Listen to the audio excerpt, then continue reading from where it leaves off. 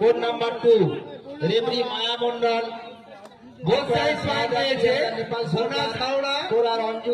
পশ্চিম মেদিনীপুর জয়া সাহা খালেক পাইক board পশ্চিম বর্ধমান সীমা শীল এবং third red Sheikh রহমদ একজন বোর্ডে চলে এসো তো। ফাইনাল কল মালদা পূর্ব মেদিনীপুর, ফাইনাল কল মালদা পূর্ব মেদিনীপুর।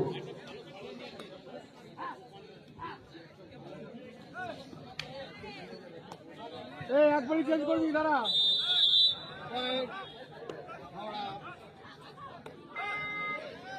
দেখি চেঞ্জ আছে দেখবি। হ্যাঁ